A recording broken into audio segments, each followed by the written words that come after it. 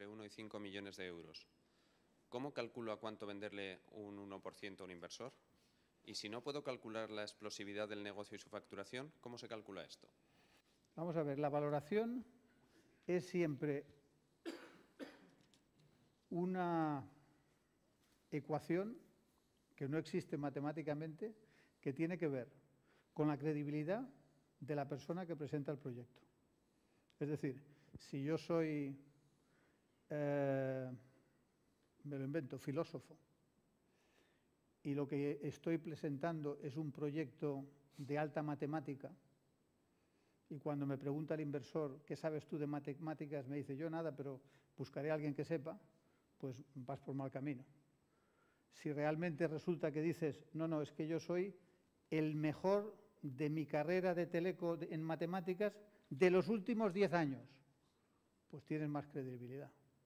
Entonces, dependiendo de cosas como esa, la empresa tiene más valoración o menos valoración. Nadie va a invertir un 1%, por cierto. Es decir, si tú lo que estás buscando es inversión, los inversores de capital semilla, como mínimo invierten 5%. Y desde luego la valoración de una empresa al inicio, si lo único que tienes es la idea, pues oscila entre los 200 y los 350.000 euros, no más. Si realmente tienes algo más, tienes esa credibilidad o tienes un gran proyecto, a lo mejor lo puedes estirar hasta 1 millón. La valoración al final depende de la negociación con el inversor que esté dispuesto a poner el dinero. Y es una función de la credibilidad que tengas, de lo atractivo que sea el proyecto y de lo que crea el inversor que va a ser en el futuro. Entonces, los precios en España es difícil conseguir valoraciones por encima del 1 millón de euros hasta que ya tienes una facturación. El capital riesgo no entra hasta que facturas por lo menos 50 o 60.000 euros al mes y, por lo tanto, estás sujeto a los business angels, que son los que invierten al principio y que invierten cantidades entre 50 y 200.000 euros. ¿De acuerdo? Entonces, la valoración es fruto de una negociación inicial que depende de la credibilidad que tengas y de la capacidad que tenga el proyecto de entusiasmar al inversor. Había una pregunta que era ¿cómo es el proceso de evaluación para obtener capital semilla? ¿Consideras que con esto está respondido? ¿Quieres añadir algo más? No, vamos a ver. Yo creo que el capital semilla es como buscar trabajo. Tenéis que poneros a buscar por Internet y ver quién invierte en capital semilla, que en España somos muy pocos, ver en qué tipo de inversiones están metidos, hablar con la gente que ha invertido, es decir, con emprendedores que ya les tienen como inversores, para saber cuál es el feeling que tienen con ellos, y cuando hayáis decidido con quién queréis casaros o con quién queréis hablar, pues intentar hacerlo. Normalmente todos tenemos una página web a través de la cual podéis presentar un proyecto y se os pasa a un filtro en el que en 2 meses se os dice si tenéis un proyecto que nos interesa o que no nos interesa. Y cada uno de los inversores tiene cosas parecidas, pero eso lo podéis investigar por la red. ¿Cuáles serían las características que exige edad para invertir en un proyecto emprendedor? No tenemos así, o sea, hay solo una que es imprescindible. Es que la persona que presenta el proyecto se dedique solo al proyecto. No hablamos con nadie que esté trabajando para IBM y diga que tiene una idea y que está buscando el dinero para irse de IBM. Si él no cree suficientemente en el proyecto, no vamos a creer en nosotros. Es decir, la única condición sine qua non es que tiene que estar trabajando ya al 100% en el proyecto. ¿Qué aportáis además de dinero al proyecto? No invertimos nunca solo dinero. Si solo es dinero, no invertimos.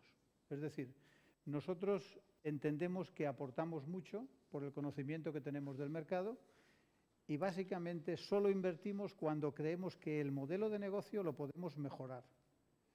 Entonces, ayudamos al emprendedor a mejorar el modelo de negocio. Le ayudamos a construir bien el entorno, el caparazón en el cual necesite crecer. Y por último, le ayudamos con los primeros clientes. Hay una serie de preguntas que son un poco más personales, las voy a ir entremezclando. Por ejemplo, ¿cómo empezaste desde cero hasta ahora? Bueno, yo empecé en 1992 con una empresa que se llamaba SMM, que era una consultora, que lo que hacía era asesorar a las empresas en el mundo online. Estoy hablando del 92. Y uno de mis primeros productos era una sala como esta, en la que reunía a empresarios a los que les había mandado faxes, en aquel entonces, 10.000, 20.000 faxes, y conseguía reunir a 100 personas que venían aquí y cuando entraban decían, ¿y esto del mundo online qué es? Y les daba un cursillo de 8 horas. Ese fue mi inicio en el mundo de Internet, en el 92.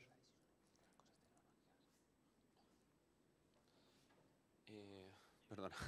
¿Qué características debe tener un proyecto para ser globalizable?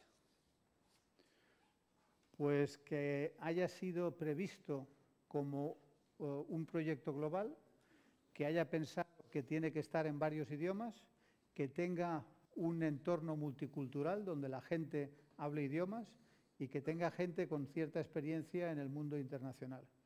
Dicho esto, hay gente que no tiene ninguna de esas características y, sin embargo, han tenido éxito haciéndolo desde España. Es decir, la ventaja de Internet es que te permite, si lo haces bien, ocultar lo que no sabes.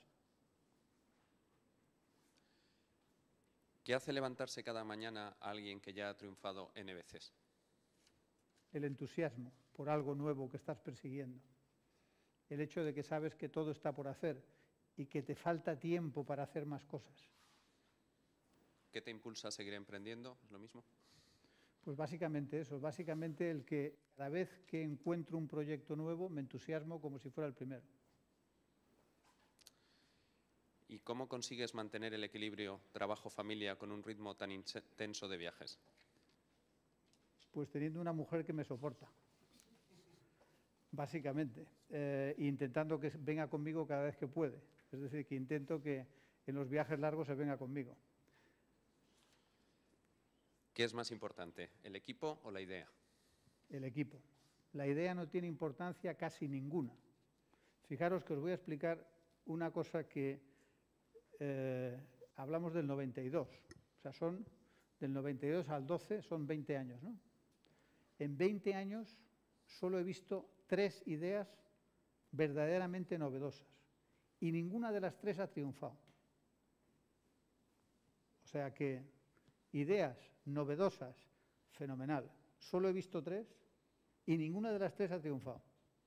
Y sin embargo he visto muchos proyectos que no eran tan novedosos, pero que tenían mucho sentido, que eran mucho más prácticos, que eran a mucho menos a largo plazo y que han tenido gran éxito. Es decir, muchas veces el negocio o el gran está en la ejecución, en el equipo que es capaz de coger una idea a lo mejor no tan buena, mediocre, y sin embargo llevarla a buen fin. Y a veces una idea genial no llega a ningún sitio.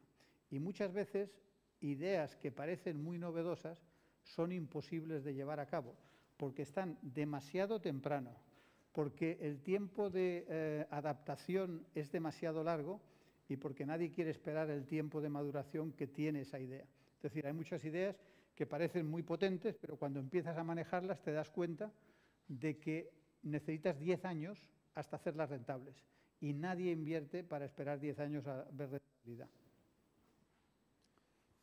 ¿Existen los inversores de capital riesgo con carácter social en España? Social de verdad, no el Facebook.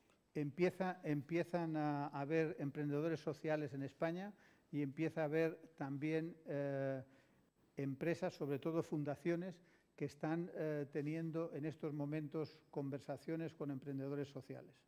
Es muy reciente, hay muy poca gente en España que lo haga, pero está empezando a surgir.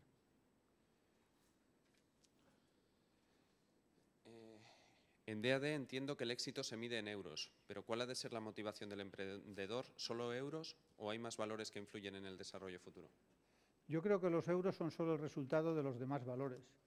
O sea, si no tienes los otros valores, nunca tendrás los euros. O sea, la gente que triunfa en Internet son gente que se lo ha currado muchísimo. O sea, por eso cuando la gente me dice, oye, ¿vosotros es que solo estáis en las empresas para luego venderlas? No, estamos en la empresa con el emprendedor. Y la experiencia nos demuestra que el emprendedor a los 5 años, después de estar 5 años trabajando 14, 15, 16, 17 horas sin vacaciones, etcétera, está quemado o quemada, y si tiene una oferta buena de venta, vende. Y nosotros nos vamos cuando se va el emprendedor. Entonces, el horizonte casi siempre son 5 años. Pero esa gente que ha triunfado no lo ha hecho porque persiguiera dinero. Perseguían un sueño. Lo que pasa es que un sueño, cuando le tienes que dedicar 17 o 18 horas diarias, también te quema. Si no tiene connotaciones tecnológicas, ¿DEADE invierte? Nosotros invertimos solo en negocios de Internet, pero no tienen por qué ser tecnológicos. Los negocios de comercio electrónico no tienen nada que ver con tecnología, aunque la tecnología forme parte, lógicamente, de una buena tienda online. Pero realmente el negocio es un negocio de comercio electrónico. O sea, invertimos en negocios de Internet, nada más. Ni en biotecnología, ni en nanotecnología, ni en energía verde, solo en Internet. Ya que hablas de comercio electrónico, ¿en qué punto ve actualmente el comercio electrónico en España y en el mundo? ¿Y qué papel va a tener el social commerce en el comercio electrónico actual? Bueno, la primera es que yo creo que todavía estamos en una época en la que el comercio electrónico es simplemente una traslación del comercio tradicional a online. Con excepción de Amazon y quizá eBay, nadie ha intentado reinventar el comercio electrónico. Y yo creo que hay mucho espacio para reinventar el comercio electrónico. En España estamos muy retrasados. Si miráis los países de alrededor nuestro, Francia, Inglaterra, Alemania, tienen muchísimas más tiendas online de las que tenemos nosotros, con mucho más volumen de facturación, incluso teniendo en cuenta la relación de país a país. Es decir, este país todavía necesita mucho comercio electrónico de calidad. La siguiente pregunta, bueno, yo creo que ya la has respondido, ¿crees que va a llegar un momento en el que el comercio electrónico se sature? ¿Cuándo crees que llegará ese momento?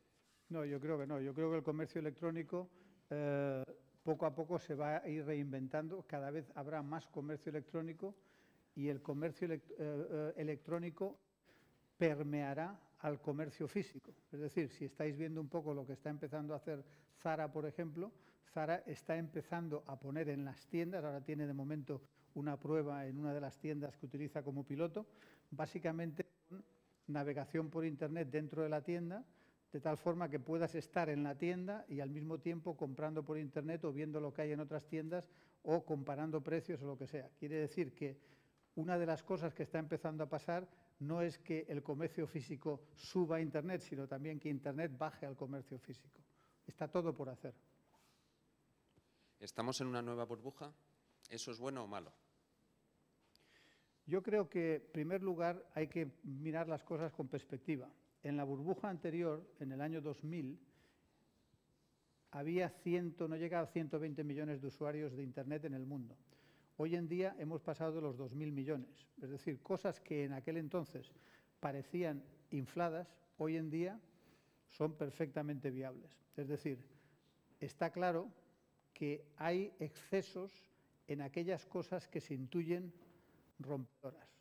Es como si yo te dijera, de repente, hay un negocio que todo el mundo está viendo que se está ganando dinero. Bueno, lo que pasó en España con la compra y venta de casas, que la gente se creía que eso no iba a terminar nunca.